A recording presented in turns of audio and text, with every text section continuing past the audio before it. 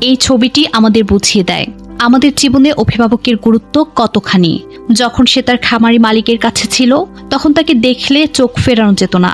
ধবধবে সাদা রং, পরিচ্ছন্ন পশম, পরিপাটি চুল আর সুস্থ সবল শরীর, সব মিলিয়ে সে ছিল এক অনন্য আকর্ষণের কেন্দ্রবিন্দু। কিন্তু তার সৌন্দর্যের পেছনে ছিল একটি গুরুত্বপূর্ণ কারণ, নিয়মিত যত্ন এবং একজন দায়িত্বশীল অভিভাবকের ভালোবাসা। প্রতিদিন তাকে গোসল করানো হতো, সময়মতো পুষ্টিকর খাবার দেওয়া হতো, শরীরের পরিচর্যা করা হতো, অসুস্থ হলে চিকিৎসার ব্যবস্থা করা হতো। তার মালিক জানতেন কখন তার কি প্রয়োজন। ফলে শুধু বাহ্যিক সৌন্দর্য নয়, তার স্বাস্থ্য ছিল ঈর্ষণীয়। কিন্তু এরপর যখন তাকে অন্য পরিবেশে নেওয়া হলো তখন ধীরে ধীরে তার চেহারায় পরিবর্তন দেখা যেতে শুরু করলো। আগের সেই উজ্জ্বলতা যেন ফিকে হয়ে গেল, সোনালী পশমের জৌলুস কমে গেল, চুলের পরিচর্যার ছাপ আর দেখা গেল না, চোখে মুখেও যেন ক্লান্তির ছাপ ফুটে উঠল।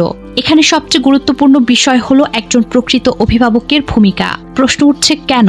প্রতিদিন তার খাবারের জন্য বরাদ্দ আছে, তার চিকিৎসার জন্য বরাদ্দ আছে, তার পরিচর্যার জন্য লোকবল আছে। তাহলে তার এই অবস্থা হলো কিভাবে? অনেকে অভিযোগ করছেন কাগজে কলমে যত বরাদ্দ দেখানো হয়, বাস্তবে তার সবটুকু হয়তো প্রাণীর পেছনে ব্যয় হচ্ছে না। সবচেয়ে কষ্টের বিষয় হলো এই প্রাণীটির আগের জীবনের সঙ্গে বর্তমান অবস্থার পার্থক্য।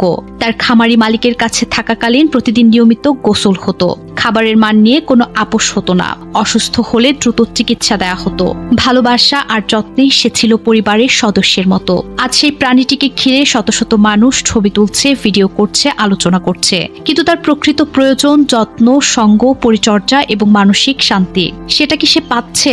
একজন অভিভাবক কতটা গুরুত্বপূর্ণ এই ঘটনাটি তার জীবন্ত উদাহরণ। শুধু মানুষের জীবনে নয়, পশুর জীবনেও ভালোবাসা, যত্ন আর দায়িত্ববোধের কোনো বিকল্প নেই। বড় খাঁচা দিয়ে সবসময় ভালো জীবন নিশ্চিত করা যায় না। বড় প্রতিষ্ঠান মানেই ভালো পরিচর্যা না। কখনো কখনো একটি ছোট খামারের আন্তরিক যত্ন কোটি টাকার ব্যবস্থাপনাকেও হার মানিয়ে দেয়। আজ যদি সে তার পুরনো মালিকের কাছে থাকতো, হয়তো তার শরীরের এই অবস্থা হতো না, হয়তো তার সেই পরিচিত সৌন্দর্য অটুট থাকতো, হয়তো তাকে দেখে মানুষ আজও মুগ্ধ হতো। তাই সংশ্লিষ্ট কর্তৃপক্ষের প্রতি অনুরোধ, প্রাণীটিকে শুধু প্রদর্শনীর বস্তু হিসেবে দেখবেন না, তার সুস্থতা, মানসিক অবস্থা এবং জীবনমানের বিষয়টি গুরুত্বের সঙ্গে বিবেচনা করুন। প্রয়োজনে বিশেষজ্ঞ পশু চিকিৎসক দিয়ে পরীক্ষা করান, প্রয়োজনে তাকে এমন পরিবেশে স্থানান্তর করুন যেখানে সে স্বাভাবিকভাবে থাকতে পারবে। আর যদি সত্যি দেখা যায় যে আগের মালিকের কাছে তার সর্বোত্তম যত্ন নিশ্চিত করা সম্ভব, তাহলে সেই বিষয়টিও বিবেচনা করা উচিত। কারণ একটি প্রাণীর জীবনের মূল্য শুধু তার বাজার মূল্যে নয়, তার সুস্থতা, স্বাভাবিকতা এবং কল্যাণেই তার প্রকৃত মূল্য।